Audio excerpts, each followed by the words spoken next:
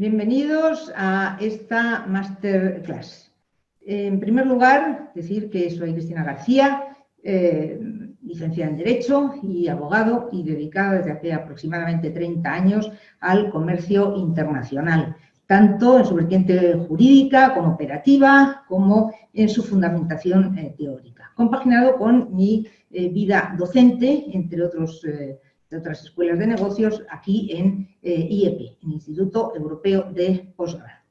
Bien, antes de empezar ni siquiera a ver la agenda que vamos a tratar, me gustaría de verdad enviar mi afecto a todos aquellos que se hayan visto, estén sufriendo y hayan sufrido o hayan sufrido en su persona, en sus familias o en su entorno los males de este coronavirus. De verdad que yo trato de mantenerme siempre en que no sean meros números en estadísticas, sino personas con nombres y apellidos y sufrimientos verdaderos. Y también quiero dar las gracias a cuantos se sacrifican por los demás, aun a riesgo de su salud y muchas veces de sus vidas, y también a los que ponen sus medios en favor de la sociedad para ver si entre todos conseguimos frenar lo más rápidamente posible los efectos de esta pandemia. Bien, como agenda que vamos a ver, nos encontramos, primeramente vamos a hablar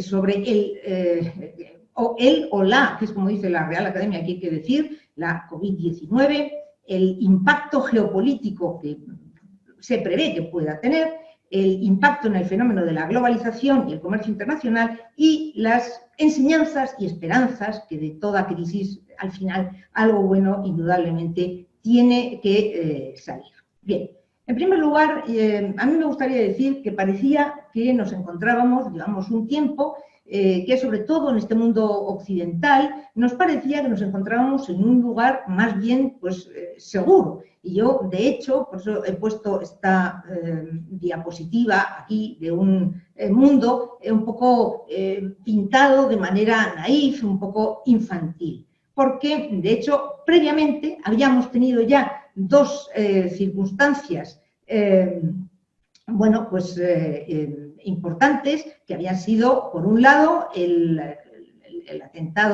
atentados del 11S, que abrieron y que también, en cierto modo, modificaron desde entonces nuestras vidas, y, por otro, la crisis financiera de 2008, bueno, que realmente es de 2007, se gestó en 2007, pero después se manifestó, sobre todo, en el año 2008. Bien, y ahora, tras estos años de un poco de tranquilidad, bueno, ha llegado la COVID-19 o la pandemia del coronavirus, como queramos decir. Realmente yo he puesto aquí esta imagen de la niebla porque nos encontramos en plena ebullición de lo que es el problema sanitario y por lo tanto nos resulta difícil ver al final del camino qué es lo que nos espera, y de tal manera nos encontramos en una incertidumbre profunda. Aquí esta imagen de este señor al que le caen las interrogaciones por todas partes. Sin embargo, yo creo que esto nos óbice para que veamos o tratemos de atisbar cuáles son las tendencias que se van a producir y los cambios que muchas veces no son más que las que venían de antiguo, pero que ahora se van a acelerar como consecuencia de esta pandemia. Bien, lo primero, muchas personas hoy en día se echan las manos a la cabeza y dicen, pero bueno, es que la globalización nos ha traído la pandemia. Es decir, la globalización ha convertido la epidemia en pandemia. La globalización ha convertido lo local, lo ha convertido en global. Y efectivamente, vamos a ver, si la globalización es, entre otras muchas cosas, la movilización transfronteriza de personas, de mercancías, de servicios y de datos, y se basa en dos patas fundamentales, una de las cuales es el abaratamiento de los costes del transporte y la otra, la mejora en las telecomunicaciones, igualmente su bajo coste, pues efectivamente sí, si nadie hubiera salido de Wuhan y nadie hubiera viajado hacia China, bueno, pues efectivamente no habría, seguiría siendo una epidemia puramente local. Sin embargo, bueno, pues hemos viajado todos mucho gracias a la globalización y no hay fenómeno que tenga una sola cara. Casi todos tienen más de una y en este caso es la cara mala, por decir, la peor de las caras de la globalización. Bien, señalar dos cosas antes de nada. Por un lado, que tanto la globalización como la pandemia son cuestiones muy poliédricas y que por lo tanto admiten verse desde muy diversos ángulos. Yo aquí voy a circunscribirme a lo que se refiere al comercio internacional y también, como quiera, que este depende en buena medida de la geopolítica, pues haremos también una referencia al impacto geopolítico de la propia pandemia. Y, por otro lado, que a nadie se nos escapa que la pandemia no afecta de manera igual a todos los sectores. Todos tenemos claro que no es lo mismo sus efectos sobre el sector de la alimentación que sobre el sector del automóvil o del turismo. Pero bueno, esta es una masterclass absolutamente transversal y por lo tanto vamos a tratarlo de una manera general. Bien. Aquí yo he puesto que se trata más que un problema de salud. Y no hace falta tampoco explicar mucho. Sus dimensiones son personal, familiar, social, educativa, en el comercio, política, sanitaria, por supuesto. Es decir, no estamos hablando de una cosa muy circunscrita. Como tampoco estamos hablando de algo muy circunscrito porque es más que un problema puntual. A diferencia de lo que ocurre, por ejemplo, con una catástrofe natural que se produce en un momento determinado, y a partir de ahí, por grave que sea, sus efectos van hacia adelante, nos encontramos con que hay una asincronía tanto de índole temporal como geográfico e incluso en la intensidad. No ocurre, también dependiendo de las medidas que se aplican en unos y otros países, no ocurre en todos lo mismo, ¿no? Y por lo tanto en unos sitios se van recuperando, otros sitios siguen más deprimidos, ¿no? Este es un mapa que es del día 15, ahí está, el día que yo hice esta presentación, y bueno, habla de los casos acumulados hasta entonces. Pero si vemos aquí en esta gráfica, que es de la Organización Mundial de la Salud, vemos cómo se van sucediendo. Aquí está una parte, que es la parte que estaba en China, que luego va cayendo, luego va siguiendo por aquí. Es decir, no se produce ni siquiera en cada región de manera igual en todas las partes. Esta mañana he oído que Alemania hoy habría sus tiendas de menos de 800 metros, habría también sus museos, mientras que en España esto lo vemos todavía muy lejos. Es decir, ni siquiera en las mismas zonas o regiones geográficas la afectación es la misma. Bien, es un problema social global. Esto no cabe la menor duda, puesto que afecta de una manera genérica a la sociedad y en el momento presente afecta también al globo. Realmente, bueno, a un problema social global, el otro día escuché al expresidente del gobierno, Felipe González, que decía una cuestión que a mí me pareció muy interesante y que tenía razón, y ese es el motivo de que yo lo pusiera aquí. Él decía, a un problema social global le ha de corresponder una solución global.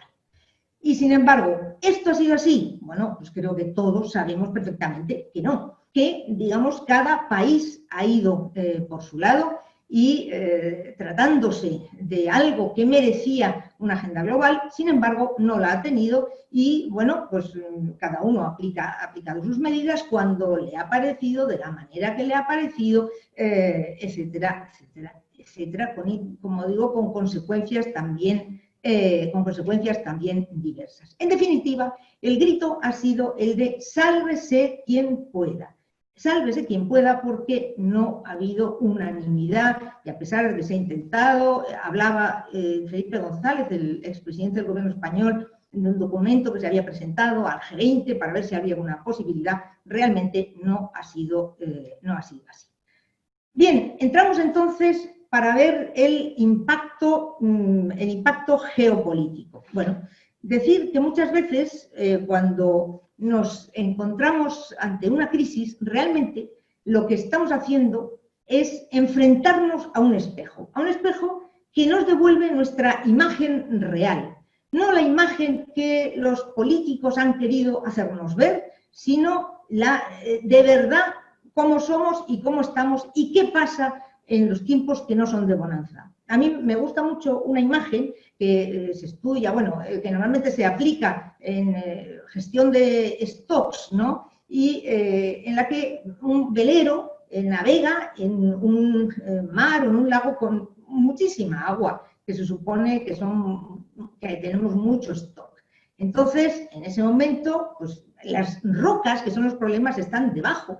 Sin embargo, mientras hay mucha agua, los problemas no se ven. El velero navega tranquilamente. Pero cuando el agua empieza a caer, que en nuestro caso sería cuando llega una gran crisis como la presente, entonces salen los problemas, emergen los problemas y a partir de ahí, pues nos tenemos que enfrentar con esa imagen que no nos parecía la más bonita. Es verdad que desde 1918 no se produce una pandemia, concretamente desde la mal llamada gripe española, que inició en Estados Unidos, pero que España informó mucho sobre ella, porque como se estaba en la guerra y España no había entrado, pues daba mucha información y por eso se llamó la gripe española, y desde entonces pues no habíamos tenido un fenómeno parecido. Ahora yo oigo hablar mucho en un lenguaje que es un lenguaje muy de guerra, ¿no? Y me imagino que a todos ustedes les pasará lo mismo. Oímos de luchar, de vencer, del enemigo, de las armas, de los héroes y sin embargo, esto no tiene tampoco nada que ver con una guerra. No hay hostilidad entre los países, por lo menos declarada, no hay hostilidad entre los países y por otro lado la movilización económica y social pensamos que no será de la misma entidad que la que ocurrió, por ejemplo, en la Segunda Guerra Mundial, ¿no? Desde luego no parece que vaya a ser así. Escuchaba a un afectado por el coronavirus que decía, no quiero y a un sanitario, que no quiero que nos llamen héroes, somos víctimas y somos trabajadores. Ese lenguaje bélico no se ajusta a lo que estamos padeciendo, aunque hay que reconocer que como metáfora pues está bien. Lo cierto es que geopolíticamente no se sabe si esto va a suponer un punto de inflexión, y un punto de inflexión quizá alejándose todavía más el eje político de Estados Unidos, ¿no? Quizá esa pueda ser una tendencia que efectivamente se vaya a acelerar y que al mismo tiempo la crisis sea un catalizador de una tendencia que también venía de antes, que era una tendencia a la regionalización y que más adelante veremos. Se dice, y yo he leído a varios estudiosos que estos días hablaban de un mundo más competitivo, de un mundo menos cooperativo y de un mundo más fragmentado. Bueno, en fin, esperemos que no sean las cosas tan así. Bien, vamos a analizar un poco en diversos puntos importantes qué es lo que pasa. En Estados Unidos hay una cosa clarísima, que es la dejación del liderazgo que siempre Estados Unidos ha mantenido en las crisis desde hace muchísimos años. Ese liderazgo Estados Unidos ha dejado de ejercerlo. Donald Trump, desde el primer momento que entró en la Casa Blanca, parece que dejó claro, voy a ocuparme efectivamente de mi país y lo de fuera, pues no me interesa tanto. En otras crisis, como la del SIDA o como la del ébola, fue precisamente Estados Unidos quien lideró la lucha contra esas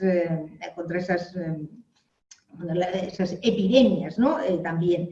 Pero, pues ahora no es así. Nada más entrar Donald Trump en la Casa Blanca, y esto hace referencia al comercio internacional, se empezó a declarar la guerra comercial, primeramente a China, también a la Unión Europea, bueno, a no querer firmar tratados de libre comercio o a tratar de reformar aquellos que ya tenía firmado y, en definitiva, a un declive del multilateralismo. Multilateralismo que ha sido tan importante, los organismos en los que están muchos países y donde se pueden muñir acuerdos. Sin embargo, Donald Trump ha dejado claro que a él no le gustan y que nada más entrar en la Casa Blanca se fue del Tratado Transpacífico, que tantísimo le había costado a Obama muñir y que además suponía un contrapeso dentro de la propia zona al poder de China.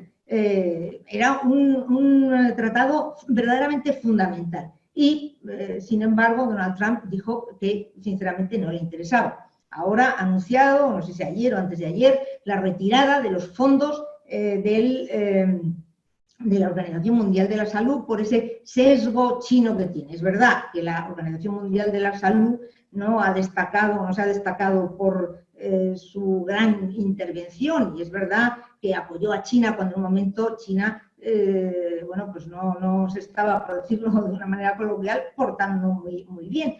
Pero una cosa es eso y otra cosa es decir, no, yo ya me separo de aquí, no quiero saber nada. No, hombre, a lo mejor lo que hay que hacer es cambiar las cosas, no necesariamente eliminarlas, ¿no? Pero bueno, está claro que el multilateralismo a día de hoy está en declive. ¿Y qué pasa en China? China es un actor indudablemente necesario, es un actor necesario en nuestro entorno global. Bueno, y de hecho, ¿qué vamos a decir si hemos dependido del suministro sanitario de muchos productos que necesitábamos y hemos dependido verdaderamente de China? Lo que pasa es que China, a mí me gusta siempre decir que juega en el mismo campo que todos, pero con unas reglas distintas. Y en este sentido, en un artículo, y lamento no acordarme de quién lo escribió, utilizó un término que a mí me gustó mucho, que dice, tiene un régimen, su régimen es dicta capitalista, una mezcla de una dictadura comunista con un capitalismo y además bastante salvaje. Ahora, ¿qué pretende China? Pretende construir un relato diferente del que ha sido realmente. Quiere verse como salvadora, como donante de mucho material, como yo he conseguido superar la crisis cuando, bueno, realmente las cifras no parece que se las crea mucha gente, las dudas sobre el origen del virus parece que están más en las mesas de las diferentes cancillerías, que ya no son un rumor, un bulo a través de Internet. Bueno, por otro lado, en cuanto a los suministros, sabemos que se han vendido suministros, que la calidad en numerosas ocasiones ha sido pésima y que ha habido cancelaciones, ventas al mejor postor, y ha salido ese punto del comercio chino que era bastante desconocido para el vulgar de los mortales, quiero decir, para el público en general no se conocía. Por lo tanto, China puede liderar el mundo como ha liderado antes Estados Unidos. Bueno, pues evidentemente no, porque además su utilización de eso que se llama el soft power, el poder blando, que a mí es una teoría que me encanta, no tendríamos tiempo aquí, pero si alguien está interesado, de verdad que lo lea porque es fantástico, que consiste en ejercer el poder en que otros quieran lo que tú quieres, pero sin forzarlo. Pues si fuerzas ya no lo van a querer, sino que no van a tener más remedio, ¿no? Y que no se consigue solamente con una burda propaganda como, bueno, pues jactándose de los demás o, bueno, encomiando sin parar a un líder, sino que, por ejemplo, en Estados Unidos puede ser a través de Netflix, de Harvard, de la Fundación Gates, de Google, en fin, de esto genera eso que se llama el soft power, que sin embargo China pues, es incapaz. Pero lo que sí que es cierto es que China es la más interesada en que la globalización de las mercancías continúe, en que el comercio internacional de mercancías continúe, porque ella ha salido muy favorecida. Y ahora, sin embargo, con una crisis económica, se va a encontrar también una dificultad, que es la de tener que parar o no invertir las mismas cantidades que antes en esos proyectos o megaproyectos como el de la ruta de la seda, que lo único que pretendían y pretenden es seguir fomentando la globalización en un momento en que a lo mejor había empezado a disminuir en lo que se refiere a las mercancías, ¿no? En fin, esta es un poco la idea de la posición de China en este momento. Bueno, en cuanto a la Unión Europea, ¿qué decir? Pues que respecto a la pandemia, su actuación, bueno, pues ha dejado bastante que desear. La Unión Europea, hay quien dice que vive en una crisis existencial, en que para ella sí que la crisis es verdaderamente endémica. A mí me da la sensación de que formamos, los países que estamos en la Unión Europea, formamos un matrimonio por interés y no un matrimonio por amor, ¿no? Sino que estamos todos ahí a ver, unos a ver qué sacamos, los otros a ver qué no dan, los otros, en fin, esta es un poco la idea. Verdaderamente la Unión Europea no tiene competencias en materia de salud, no tiene competencias en materia de cierre de fronteras, se dedica a sus tres cosas fundamentales, que son el espacio Schengen, la política económica y monetaria, y, por supuesto, al mercado interior. Y en ese sentido, al comercio internacional, bueno, pues tampoco, sobre todo a sus reglas sobre el comercio internacional, no le va a afectar tanto, sí en cuanto a la crisis que efectivamente se pueda producir. Pero lo que sí que es cierto es que dentro de la Unión Europea, a mí lo que sí que me parece que falta es el sentimiento de europeísmo, que no tenemos. Y es más, cuestiones como las de ahora, donde en el primer momento que Italia empezó, pues tampoco se veía mucha voluntad de ayudar, y de hecho ahí intentó meterse China, decir, bueno, yo vengo a salvaros cuando no lo hace vuestra propia Unión Europea. Cada país ha ido por su lado. Bueno, pues este momento es un momento duro. Siempre, lo que pasa es que la Unión Europea es muy resiliente y al final, en el último minuto se llegan a acuerdos, se liman asperezas y bueno, pues más o menos sobrevive, y yo desde mi punto de vista, ojalá que siga sobreviviente y ojalá que pueda seguir siendo una potencia, pero esto ya lo tengo un poco menos claro, eso es la verdad. Hace no mucho, porque además la Unión Europea es una especie de diplodocus que tarda en actuar, en moverse, es poco ejecutiva, sus órganos son colegiados, y el otro día escuché el discurso de un europarlamentario que decía que parecía mentira que China había construido un hospital con más de 1000 camas en menos tiempo que el que necesita el Consejo de Europa para convocarse, no para reunirse, sino para convocarse. Y claro, esto no resultaba muy ejecutivo, pero bueno, esta es la posición, ¿no? Bien, y en cuanto a Latinoamérica, bueno, cada país ha actuado también a su manera, bueno, como está ocurriendo en el mundo entero, y desde luego es difícil una actuación regionalizada. Es verdad que Latinoamérica tiene algunos de los países que son los que más tratados de libre comercio han firmado. Yo quiero recordar que son Chile y Perú, que tienen una cantidad de tratados de libre comercio enormes. Su principal cliente es China, el principal cliente de muchos de estos países es China. Bueno, hay mucha fragmentación política, hay mucha contestación social y al final los presidentes están priorizando en su agenda relativa a la COVID-19, están priorizando y poniendo todo su capital en riesgo y un poco sin red, porque hay que ver, esto supone un test de estrés para sus sistemas sanitarios, para sus aparatos del Estado y para la agilidad de sus administraciones públicas. En cualquier caso, es imposible hablar de una respuesta común de la región. Yo, desde luego, siempre me habría encantado y me encantaría una mayor unión entre la Unión Europea y Latinoamérica, ¿no? Me parecería una idea estupenda, pero claro, no soy yo quien dice sobre estas cosas, ¿no? Bien, por otro lado, y en cuanto a la gobernanza global, desde luego, está claro que epidemias y pandemias, bueno, pues ha habido muchas. También es cierto que nos encontramos ante una de una magnitud y en un contexto económico global complicado y para el que no existe una experiencia colectiva previa. Y por eso parece que era el momento de esa gobernanza global.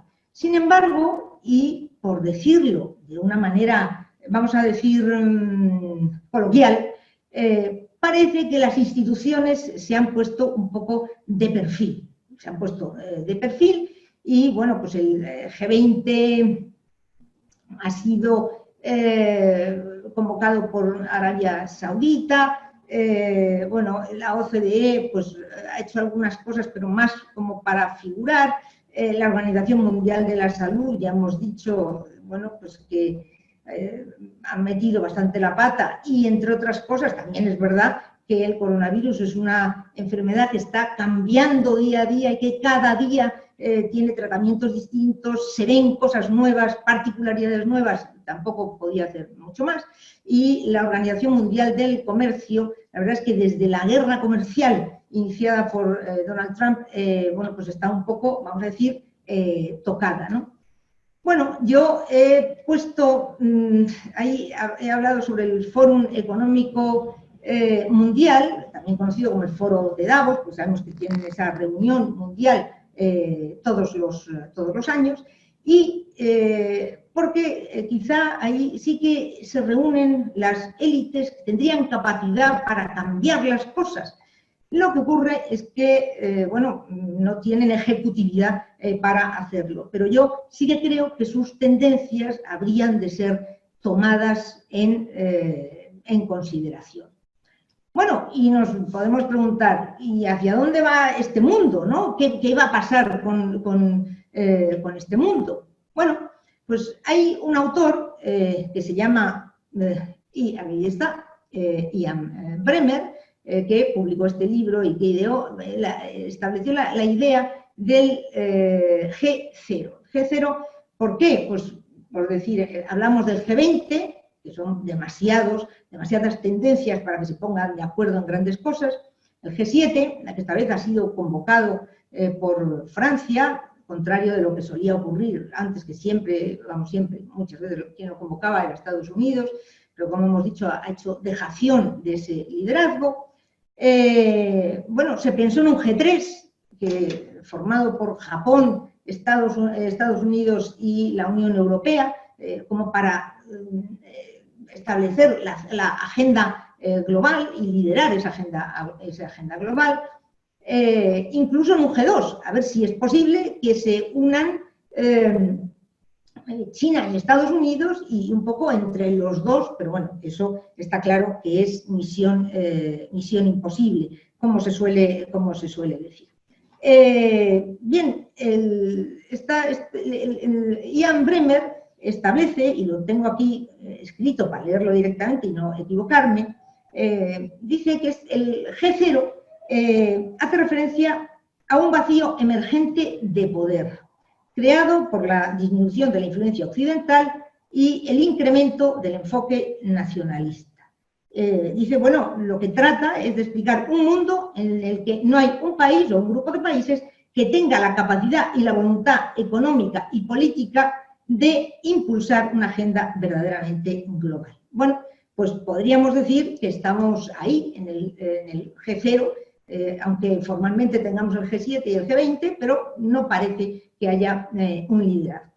Y todo va a depender mucho, hacia dónde va el mundo, va a depender mucho de las elecciones norteamericanas. ¿Por qué? Pues porque si gana Donald Trump, bueno, pues seguirá manteniendo su política, esto está claro, y sin embargo, si gana Joe Biden, pues las cosas probablemente cambiarán. Y de ahí, si no, nos iremos siempre escorando hacia Oriente, ¿no? Así es que de ahí nos dependen muchas cosas. El otro día, escuchando una conferencia virtualmente de un profesor de historia contemporánea especializado en temas norteamericanos, decía, bueno, que a día de hoy parece que tiene ventaja Joe Biden, pero por otro lado, estas elecciones que seguramente no se celebrarán en persona, sino que se celebrarán por correo, etcétera, pues que probablemente beneficien a Donald Trump. Ahí no podemos ya decir nada más. Pero yo pienso también otra cosa, que son, ¿y las multinacionales? Vamos a ver, creo que su papel y su concepto entre todos nosotros ha cambiado con esta crisis. Yo, desde luego, lo veo a mi alrededor. Bueno, yo he elegido estas que tenéis aquí no por nada, sino porque en un índice que se llama el índice Gartner sobre cadenas de suministro globales, los cuatro primeros puestos las ocupan estas cuatro multinacionales. Y por eso he elegido estas y no otras, ¿no? Bien, ¿y por qué digo esta importancia? Pues porque nos hemos dado cuenta cómo son las que han sido capaces de gestionar esos suministros que nos tenían que llegar de una manera muchísimo más ágil, muchísimo más rápida y encima lo han donado esos suministros que tenían que venir de China y que los gobiernos no sabían cómo traer y, bueno, y sin embargo eran las multinacionales las que sacaban a flote muchas cosas de las que los gobiernos eran incapaces. En este caso, yo no quiero decir que gobiernen las multinacionales, no. Lo que quiero decir es que deberíamos contar con ellas en esa gobernanza global. A mí me parece que tienen que tener un papel y, bueno, lo veremos más adelante. Y, bueno, y he puesto estos ejemplos, pero son muchísimos. Sería imposible citar aquí todas las empresas que se han puesto manos a la obra a cooperar en esta crisis del coronavirus. Y por eso me parecía interesante incluirlas y después pensar en si en esos organismos que tienen que nacer o que tienen que llegar de otra manera, bueno, pues si quizá interesaría introducir también a las multinacionales. Bien, y con esto llegamos al momento de hablar sobre la globalización y el comercio internacional. Yo he puesto aquí abajo aceleración de tendencias. Bien, ¿por qué? Porque en realidad lo que parece es que se va a continuar con aquello que venía existiendo, pero de una manera más rápida y más provocada por esta crisis. A mí muchas veces me gusta poner imágenes de este tipo, porque cuando hablamos de la globalización parece que estamos hablando de algo de antes de ayer, cuando en realidad la globalización empezó en el momento en que se pudieron transportar las cosas de un modo diferente que por tracción animal, ¿no? Y cuando se inventó la máquina de vapor en el siglo XVIII, pues, bueno, ya previamente el comercio de especias siempre fue muy importante. Y aquí están estas señoras, ¿no? Que están con estos trajes comodísimos para estar en una casa, pues se están tomando un té y pues ese té, desde luego, no estaba en Londres y lo habían recogido de allí. No, y secado y demás. No, sino que vendría probablemente de la India o de otra colonia. Quiero decir que nosotros estamos ya en un momento de globalización muy avanzado. Esta diapositiva realmente no la he hecho el otro día, cuando he hecho todas las demás, menos 2 o 3. ¿Por qué? Porque esto ya venía de antes, ¿no? Y simplemente la he cogido de otra clase que di y la he puesto aquí. ¿Por qué?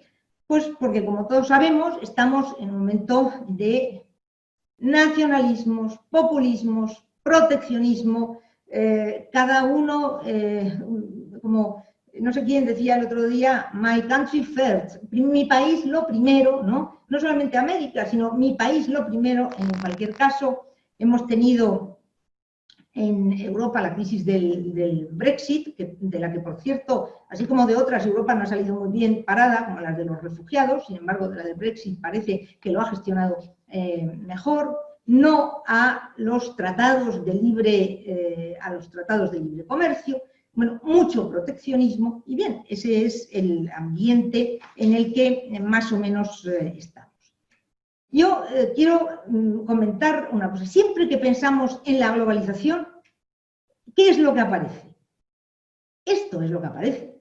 Aparece un portacontenedores, y es más, a ser posible como este, que puede llevar ni más ni menos que 21.000 contenedores de 20 pies, que son 6 metros, pongamos uno detrás de otro, bien. Bueno, pues este portacontenedores, que a mí por otro lado me encanta, todo el que me conoce sabe que estéticamente me gustan muchísimo los portacontenedores y que hago fotografías, pero es que la globalización no solo consiste en esto. Nosotros, la globalización incluye también el movimiento de personas, el movimiento de datos. Hombre, obviamente lo de las personas, de momento vamos a tacharlo porque estamos un poco en cuarentena en general, ¿no? Y para lo de los viajes veo que todavía nos va a quedar un poco. Pero yo me he apuntado por aquí unos cuantos datos. Por ejemplo, tenemos más móviles que personas en el planeta. Si somos 7.100 y pico millones, 7.200 millones, pues hay más móviles que personas. En el mes de marzo, en este mes de marzo, en el de 2020, las personas que han utilizado Internet son 4.600 millones de personas. En 2018, que es el último dato al que he accedido en este punto, cada día se enviaron 26,9 billones con B, de mensajes de texto, cada día. Y, por ejemplo, el día 16 de marzo pasado, el día 16 de marzo, que yo creo que fue el primer día de cuarentena en España, de confinamiento en España, creo, no me acuerdo muy bien, el tráfico en Internet a nivel global se incrementó en un 56% respecto a la media de los 60 días anteriores. Bien, esta parte de la globalización no solo no va a disminuir, sino que por el contrario se va a incrementar exponencialmente, sobre todo con esto, lo que yo llamo la televida, que es el teletrabajo, la telemedicina, en fin, todas estas cosas, las teleconferencias, no sé, todas estas cosas que necesitan claramente la tecnología. Pero es que además hay que incluir los servicios. Esta es la portada del informe sobre comercio mundial 2019, que es el último que ha salido, de la Organización Mundial del Comercio. Bien, y como pueden ver, no se dedica a las mercancías, sino que lo que se dedica es al futuro del comercio de servicios. Y esta es la evolución, hasta 2018, que es lo que estudia este informe, la evolución, el crecimiento del comercio internacional de servicios respecto al comercio internacional de mercancías. La línea azul son las mercancías, la línea naranja son los servicios, que como se ve crecen mucho más. Y que además son la columna vertebral de la mayoría de los países desarrollados, donde la media del PIB que ocupan los servicios es de un 75% y cada día van a más en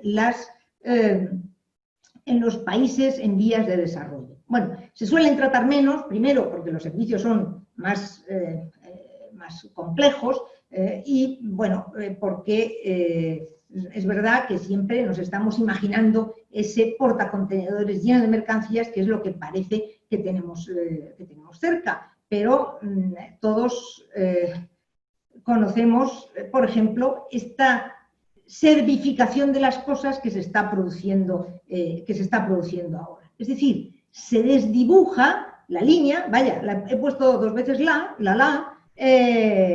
línea entre bienes y servicios. Nosotros antes comprábamos un disco y ahora, sin embargo, bueno, lo de comprar un disco, esto ya quedó, yo qué sé, para los que, como yo, somos del Paleolítico inferior, pero verdaderamente comprar un disco, ya ni siquiera te compras la canción en iTunes o en cualquier otra plataforma, sino que ahora lo que haces es suscribirte a una cuenta de Spotify. Pero es que General Electric, en su vertiente de aviación, en su departamento de aviación, ya no vende los motores de los aviones, sino lo que hace es una especie de renting y se paga por horas de funcionamiento de los motores. Horas de funcionamiento de los motores, incluye el servicio, etc. Y hace poco leí que Bosch, la empresa alemana, ahora dice, ¿quiere usted de verdad tener una lavadora o usted lo que quiere es tener ropa limpia? Hombre, si a mí me dicen eso, yo lo que quiero es tener ropa limpia. Entonces me dicen, bueno, pues yo no le vendo a usted la lavadora, no, sino que usted me paga en función, pues no sé si será del número de lavados o del número de horas. En África han sacado ya una campaña en este sentido, donde venden calderas para agua caliente que utilizan varias familias y que se cobran en función de su utilización, ¿no? Bien, hay que decir que en el tema de los servicios el freno no son los aranceles, como ocurre con las mercancías, es decir, el proteccionismo no va por esa vía, sino que el proteccionismo va más bien por la vía de la reglamentación. ¿Por qué? Pues porque si, como ocurre, por ejemplo, en algunos hospitales estadounidenses, se utilizan radiólogos indios que están en la India, para que examinen y hagan los informes de las pruebas de imagen, de radiografía, resonancias magnéticas, TACs, etcétera. Bueno, ¿qué se hace? El paciente se hace la prueba, se envía por vía telemática a la India, donde un radiólogo indio, bueno, lo estudia. Claro, obviamente este radiólogo indio tiene que estar homologado para que pueda emitir ese informe en Estados Unidos, ¿no? Por eso digo que las limitaciones van más por la vía de la reglamentación que por la vía de los aranceles, que en esto no tienen, nada que ver. Bien. Por otro lado, hay que hablar ahora sí de las mercancías. Y para hablar de las mercancías sí que hay que ver, sí que ponemos esta imagen de este precioso buque portacontenedores, ¿no? Y a mí me gusta, he cogido varias etiquetas de cosas que yo tengo aquí en mi casa, donde estoy, pues de ropa. Pues a ver, esto está hecho en Vietnam, ¿no? Bien. Esto es la tinta de la pluma que uso, que está hecha en Austria. Por cierto, me he enterado ahora, yo no lo sabía, que Montblanc, la empresa Montblanc, es austriaca. Yo creía que era suiza, pero bueno. Esto está hecho en España. Esto es mi teclado. Uso un teclado mecánico que está hecho en Taiwán.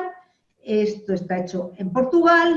Y esto está hecho en Italia, y además comprado en Italia, porque me lo compró una sobrina mía que es italiana.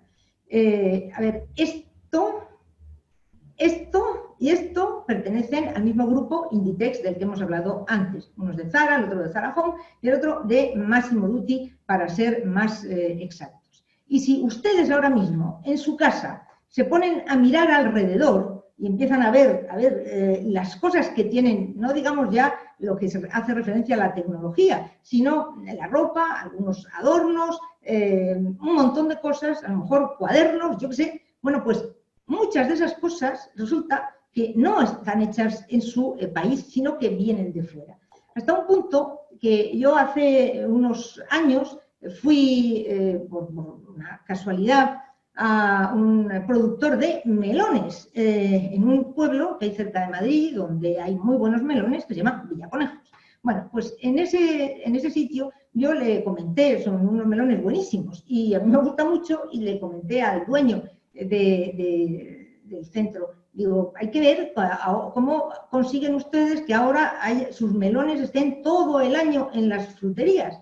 Y dice, uy, pues nada, muy fácil, nosotros plantamos aquí, luego los llevamos a Brasil, maduran en Brasil, y luego los volvemos a traer aquí y los llevamos a las fruterías.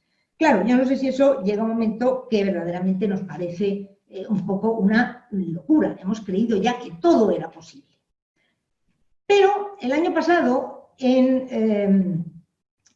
creo que fue el 24 de enero, si no me equivoco, The Economist publicó esta portada, ¿no? Donde hablaba de la globalización, es decir, una globalización un poquito más lenta, ¿no? Bueno, lo hacía en relación, lo comentaba, decía que la globalización se iba a ralentizar. ¿Por qué? Porque estábamos en el momento guerra comercial con Estados Unidos, China, y dijo, bueno, esto se para. Pero un profesor economista, que es indoamericano, que se llama Gemawat de apellido, porque yo su nombre no sabría cómo pronunciarlo en su idioma, bueno, escribió este libro que se llama Redefiniendo la globalización, pero previamente había escrito otro que se llama El Mundo 3.0. Y él dice, hay tres mundos, el mundo 1.0, que era el mundo antiglobalización, el mundo 2.0, que es un mundo apertura absoluta, viva la globalización, y un mundo 3.0, que quizá es en el que se deba estar y que al que corresponde ese nombre que él da de la semiglobalización, en donde es verdad que hay que abrir, la globalización es buena, pero debe de estar regulada, no puede ser esta locura que teníamos hasta ese momento, sino que se debe regular por las organizaciones internacionales y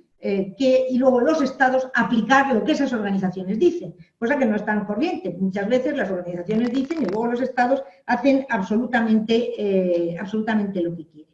Dice que debemos olvidar esa idea de los años 70, de la aldea global, y también ese concepto del mundo es plano, de Thomas Friedman, ¿no? Y es más, tiene una frase que yo me he copiado aquí porque me hace gracia, porque dijo, es muy perjudicial creer en la global sandez.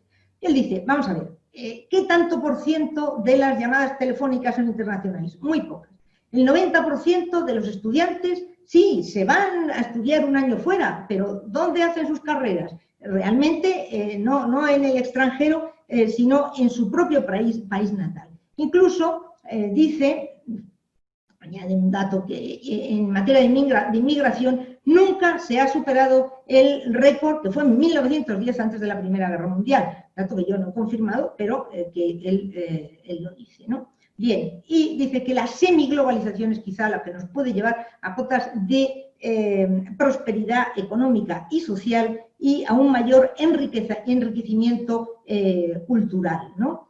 Y dice que en el mundo semiglobalizado las diferencias culturales, idiomáticas, de distancia, administrativas, son importantes y que las fronteras existen frente al proteccionismo a ultranza y también frente al librecambismo a ultranza. Dice también, hay que promover la integración de los mercados, pero la regulación, que era lo que acabamos de comentar hace un momento. Es decir, acabar un poco con esa especie de anarquía, ¿no? Y en ese sentido, a mí me gustaría hacer referencia a una cosa muy importante y sobre todo muy ilustrativa. Vamos a ver, a la segunda, tercera semana de enero, pocos, pero muy importantes, se echaban las manos a la cabeza y se morían de preocupación al darse cuenta que teníamos encima una pandemia y que los principios activos de los medicamentos, pues yo si tomo antibiótico que se llama Citromax, pues su principio activo es la acitromicina. Si tomo Clamoxil es la amoxicilina. Y si tomo aspirina es el ácido acetilsalicílico. Bien, bueno, pues estaba prácticamente entero fabricado en China. Luego se trae y ya los medicamentos se pueden hacer aquí, pero los principios activos los tenía China.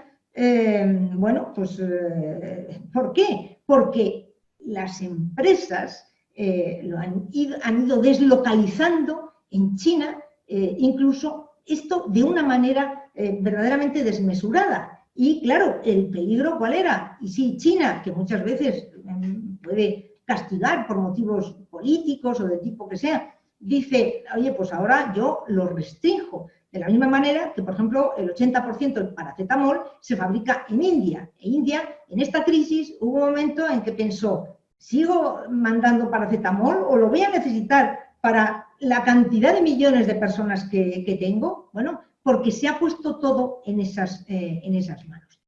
Y otro caso, también curioso, es el de las llamadas tierras raras. ¿Qué son las tierras raras? Son 17 elementos, que son estos que hay aquí, que a mí me recuerdan a unos, son cajitas, pero me recuerdan a unos bombones que había antiguamente, bueno, que son imprescindibles, en común reciben el nombre de tierras raras, y son imprescindibles para una serie de sectores estratégicos, como es el de la electrónica, de los equipos eléctricos, el de las energías renovables, fabricación de vidrio, refinerías de petróleo. Bueno, ¿qué ocurre con las tierras raras? Las tierras raras las hay y en abundancia, pero el 70% está en China, vamos, porque la madre naturaleza así lo ha decidido, y el 30% restante, a grosso modo, luego hay a lo mejor un poquito aquí y otro poquito allá, bueno, pero a grosso modo el 30% restante está en 3 países, que son Estados Unidos, Birmania y Australia. Bien, pero es que estas tierras raras han de procesarse para poderlas utilizar, o sea, no se utilizan tal y como salen de la tierra, sino que han de procesarse. Y el 95% se procesa en China. Incluidas las que en Estados Unidos se extraen de la tierra, se mandan a China, donde se procesan y vuelven otra vez.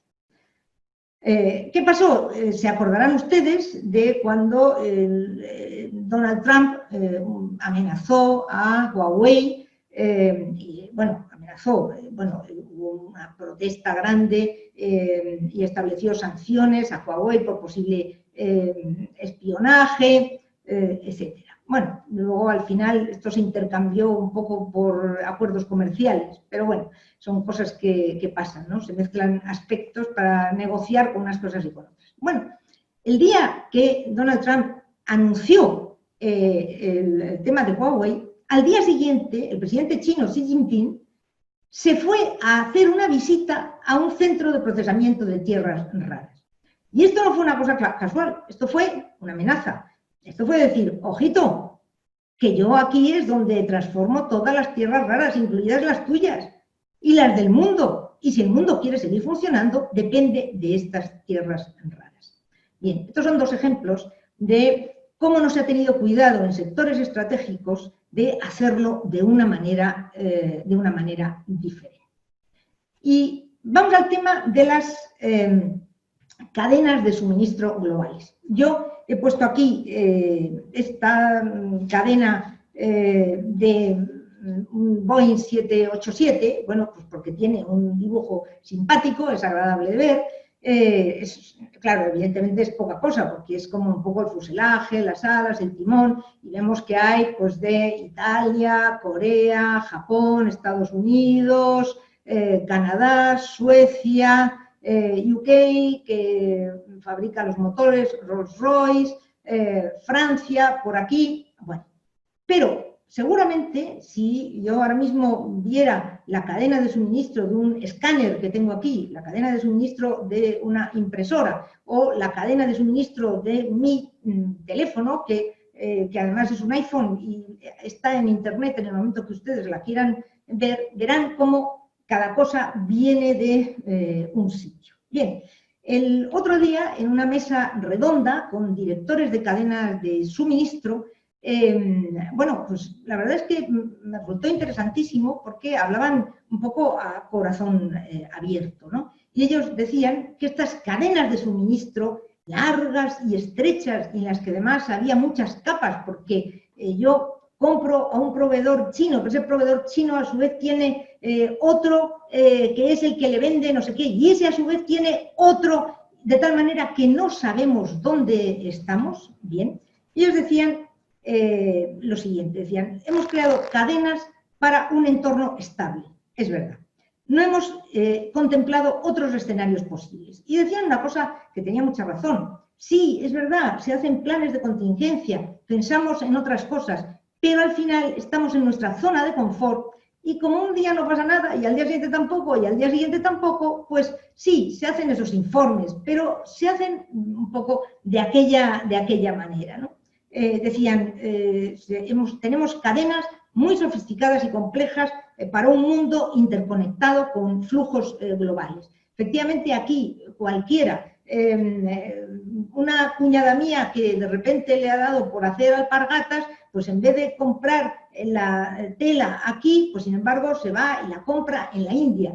Quiero decir, en un negocio que es absolutamente pequeñito y bueno, pues así, ese es el mundo en el que vivíamos y esas son las cadenas de suministro, ¿no? Decía uno de estos directores de cadenas de suministro importantes, decía, estamos en tierras desconocidas, pues descubrimos de manera violenta que no somos tan poderosos, que nos lo creíamos, y que hemos buscado de manera invariable, de manera insaciable, la mayor productividad ligada al coste. Entonces, ¿qué debemos hacer? Y esto es a donde hay que ir, ¿no? Bueno, pues debemos hacer primero análisis de riesgo reales, que hasta ahora pues eran un poco de pacotilla, buscar la capacidad de reacción y una cosa que en las cadenas de suministro son fundamentales, es fundamental, que es la visibilidad. Siempre se habla del concepto torre de control. Torre de control porque la torre de control está viéndolo todo, es decir, saber qué pasa desde mi proveedor y hasta mi cliente. Eso es lo verdaderamente fundamental, ¿no? En el doble sentido. Por otro lado, colaboración. Yo hace un año y pico o algo así hice un curso online en la Universidad de Leiden en Holanda y la directora de la cadena de suministro de Unilever, ni más ni menos, insistía siempre en la necesidad de esta colaboración entre cadenas. No vayamos a subastas de cadenas de suministro que me lo den a mí, que lo hago mejor, sino vamos a unirnos y obtendremos siempre sinergias. Por otro lado, cercanía a los proveedores y cercanía en el doble sentido, en el físico y también en ese típico tópico de estamos juntos y en el mismo barco. La información en tiempo real, que ahora se decía, sí, tenemos información en tiempo real, y ahora reconocen, no, la verdad es que no la teníamos. Y utilización real de la tecnología. Decía uno de estos directores, se nos ha llenado la boca con la tecnología, cuando en realidad no la estábamos aplicando como era debido ni en la medida en que era necesaria. Por lo tanto, necesitamos cadenas más cortas, necesitamos cadenas más controlables y, por supuesto, sostenibles. Y necesitamos desacoplarnos de China o desacoplarnos de otros países, diversificar los proveedores, no depender siempre de proveedores extrarregionales y de ahí lo que llamamos la relocalización. Precisamente esta mañana, leyendo otra cosa, he visto un par de casos que me han parecido interesantes, ¿no? Por un lado, el repensar la idea de obtención a toda costa de economías de escala, ¿no? Por lo visto, yo no sabía, BMW fabrica toda su gama X, creo que hay X1, X3, no sé, X5, X7 y a lo mejor hay también X9, no tengo ni la menor idea. Bueno, pues en Carolina del Sur, ¿no? Bueno, si eso falla, se queda sin su versión X. ¿Cuál es la verdad? Que gana mucho en economías de escala teniendo todo concentrado, pero quizá a lo mejor le sería más conveniente diversificar, ¿no? Y es más, he leído también que Apple y Qualcomm dependen completamente de una compañía de Taiwán para un tipo concreto de semiconductores.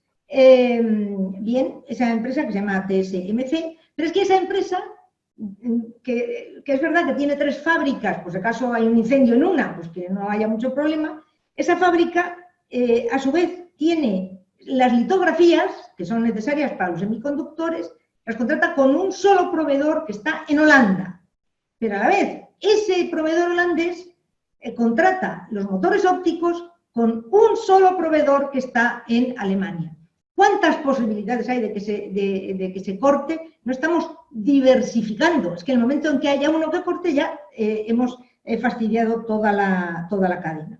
Sin embargo, leía que Novo Nordisk, que es una empresa que lo que hace es insulina, hace el 50% de la insulina que se consume en el mundo, la fabrica en Dinamarca, pero diversifica sus proveedores, gracias al Señor, porque si no, imaginaos qué pasaría con todas las personas que padecen diabetes, ¿no? Bien.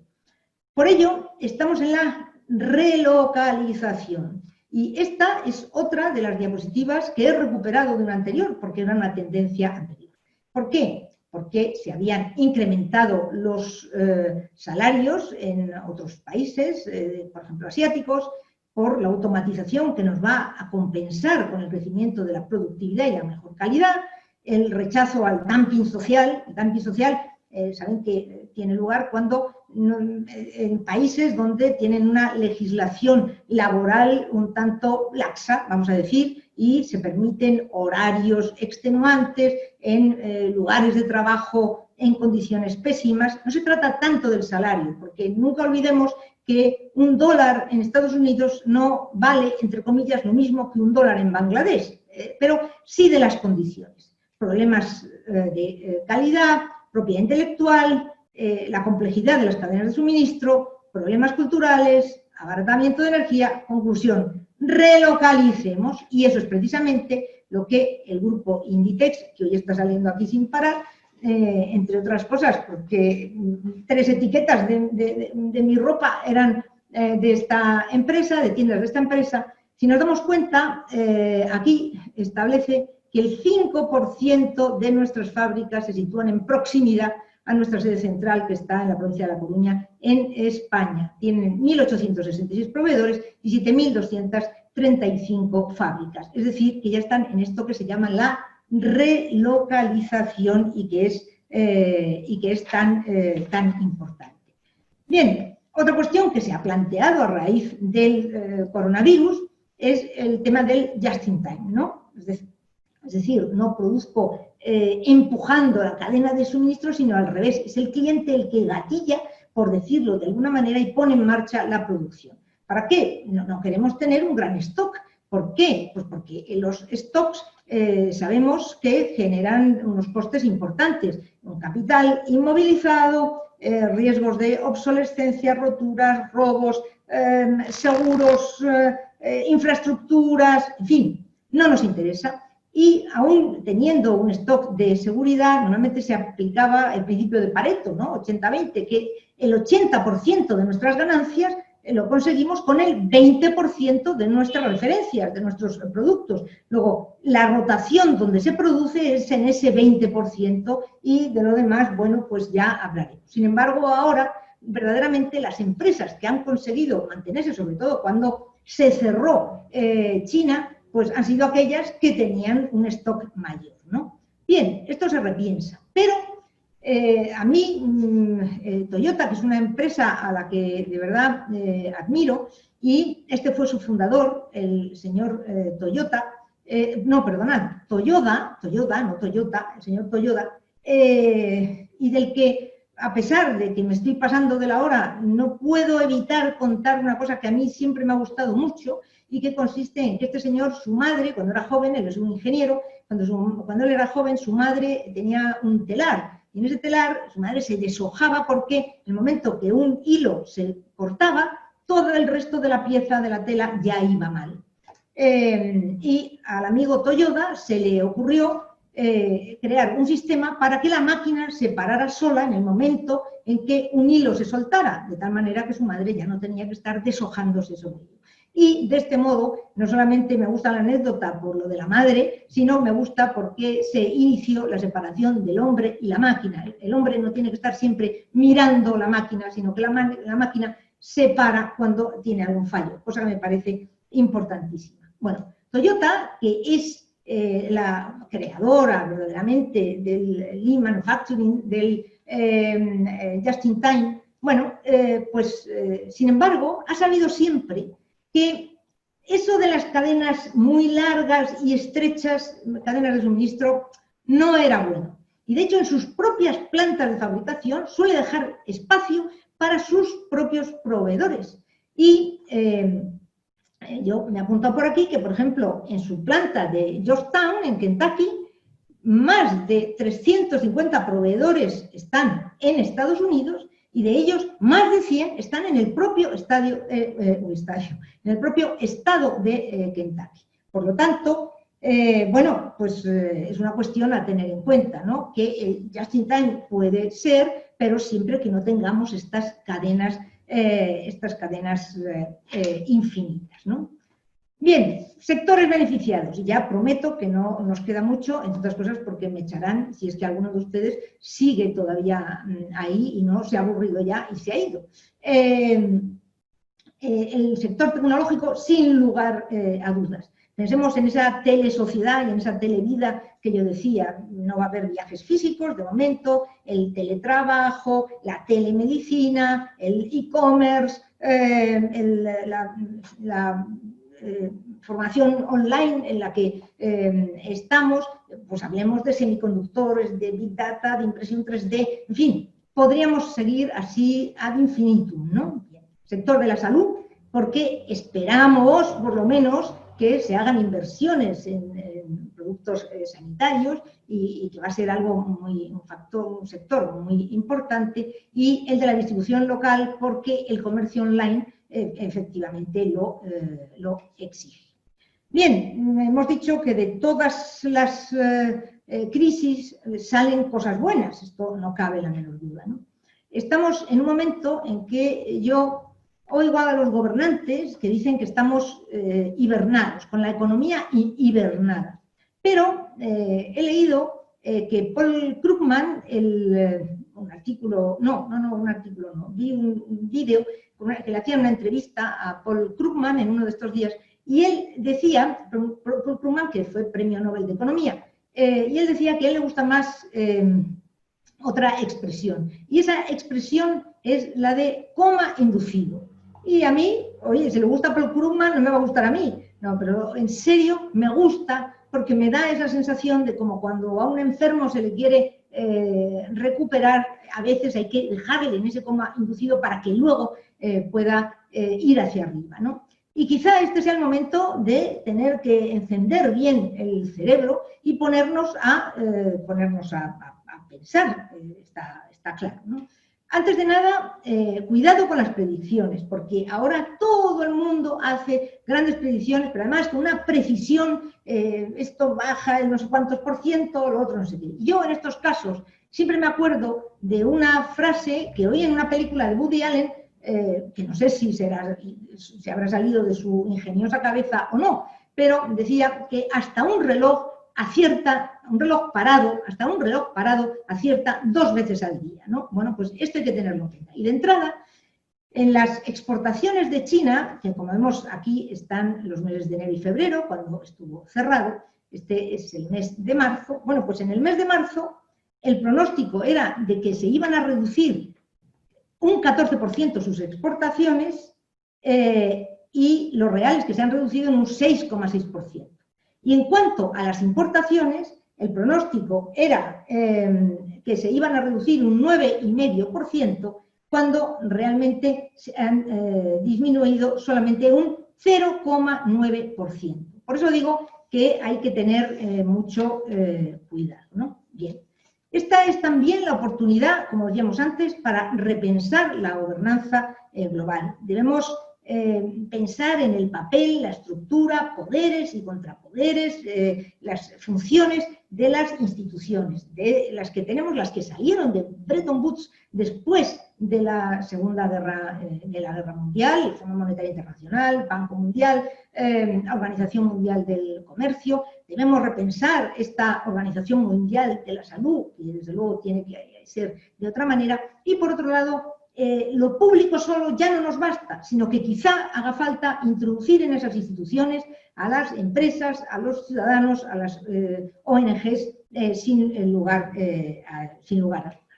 Debemos repensar las cadenas de suministro globales. Hemos dicho ya hablar de la relocalización, de la digitalización, de las estrategias para detener de verdad pensadas las estrategias para escenarios inesperados. Siempre que se estudian las cadenas de suministro, se mencionan unas palabras clave, ¿no? Que son planificación, coordinación, sincronización, visibilidad, y aquí es donde yo creo que hay que incidir de una manera increíble, que nos permitirá la flexibilidad y adaptación necesarias para ser capaces de reaccionar ante acontecimientos externos e incluso ante acontecimientos extremos, ¿no? Como ha ocurrido en esta ocasión. Bueno, qué decir de la robotización, de la impresión aditiva. Yo creo que la impresión 3D, bueno, y ahora la 4D, que es nueva, pero en la impresión 3D, a mí cuando salió me pareció el invento del siglo, porque me dio la sensación que iba a revolucionar mucho el comercio internacional también, en el momento en que se expandiera, porque no haría falta llevar y traer tanta mercancía, sino que podríamos producir in situ. E incluso pensaba que países con unas infraestructuras deficientes, quizá la impresión 3D iba a permitir que se saltaran ese paso de tener que hacer esas grandes obras, como ocurrió, por ejemplo, con el teléfono móvil, ¿no? Que hizo que en África se saltaran un paso, en muchos países africanos, que era el paso de los cables del teléfono fijo, ¿no? Bien, yo en cierta ocasión a un amigo financiero le dije, muy listo, bueno, tan listo que yo creo que cuando nació el murciélago que picó al pangolín o a quien sea, que luego le pasó al humano el coronavirus, él ya lo vio venir y empezó a operar en consecuencia. Bueno, pues en cierta ocasión yo le dije, si tú invertirías en impresión 3D, y me dijo, si no quieres fallar en esta vida, te digo lo que tienes que invertir. ¿En qué? En empresas de cerveza, porque el ser humano, pase lo que pase, al final siempre se tomará una cerveza. Pero bueno, es verdad, la inteligencia artificial, el Big Data, todo esto yo creo que ahora va a ir mucho más adelante. Y sobre todo, había un principio que sabemos todos desde pequeños, que siempre nos decían, no se deben poner todos los huevos en el mismo cesto, sino que por el contrario debemos diversificar. Y exactamente de eso se trata. Ni en el mismo cesto de un solo país, ni en el mismo cesto de un solo proveedor, porque estamos corriendo un riesgo verdaderamente innecesario. Más cosas buenas, la alfabetización digital.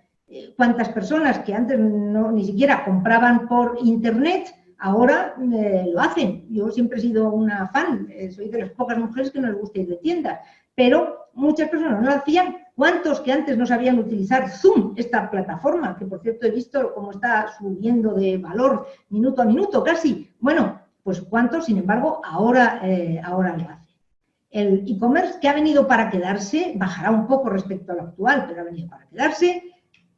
La digitalización empresarial, pero de verdad, porque ahora es cuando nos hemos dado cuenta, cuando hemos dicho, nada, teletrabajo, ¿cuántas empresas de verdad estaban preparadas para el teletrabajo? Pues lamentablemente muchas no. Yo creo que a partir de ahora sí que tendrán esa contingencia y por otro lado será mucho mayor la experiencia en teletrabajo y se seguirá teletrabajando, lo cual mejorará al mismo tiempo, en el caso de España, esa España vacía o vaciada de la que hablamos, pues se podrá vivir un poco más donde se quiera. Y para terminar, y como no, la formación online, de la que orgullosamente formo parte. Y digo orgullosamente, yo doy clases presenciales y doy clases online. Como se suele decir en el lenguaje coloquial, todo tiene su punto. Pero es verdad que la distancia física es interesante, pero yo siempre pienso que la formación online permite una cosa que en la otra es impensable. Yo hay noches que estoy leyendo un artículo que me han enviado y digo, hombre, ¿cómo me gustaría este me encanta para mis alumnos de Fundamentos del Comercio Internacional. Y en ese momento, ¡pam!, se lo mando. Eso en la otra enseñanza es imposible, eso tienes que mandar a un coordinador, el coordinador ya lo tienes que dejar para el día siguiente, nada. Y por otro lado, y como siempre digo, en esta formación, en los foros que utilizamos, nos ponemos en común experiencias, conocimientos, información, opiniones, experiencias profesionales, experiencias académicas de personas que estamos en muy distintos sectores y además de estar en muy distintos sectores, estamos en diferentes países. Con lo cual, yo como cuando soy profesora, porque yo sigo haciendo cursos, creo que la formación no debemos abandonarla nunca, ni cuando seamos como Matusalén. Bueno, pues yo cuando soy profesora digo siempre que la que más aprende soy yo, pero como me leo todo eso, pues verdaderamente es así. En definitiva, entramos en esto que ahora llaman la nueva normalidad, que es en un mundo que de momento va a ser distinto del que habíamos concebido antes. Pero esperemos que, como de muchas crisis, se salga fortalecido. Nada más, hasta aquí, darles las gracias y, por supuesto, decirles que si tienen cualquier duda, cualquier pregunta, pues no tienen más que decírmelo, que me las pasarán y yo trataré, en el caso de que lo sepa, de responderlas. Estoy leyendo algunos de vuestros comentarios, pero no...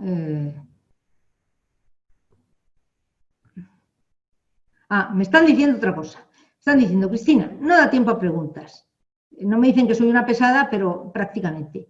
Bien, si queréis todas las preguntas, las podéis enviar a la institución, las podéis enviar al centro y yo, bueno, pues en breve, a medida que vaya pudiendo, os las iré comentando. Bueno, nada más que hasta aquí. Daros muchísimas gracias por vuestra atención y, bueno, pues siento haberme pasado de la hora de esta manera, cosa que por otro lado yo intuía, porque quien me conoce sabe que hablo muchísimo.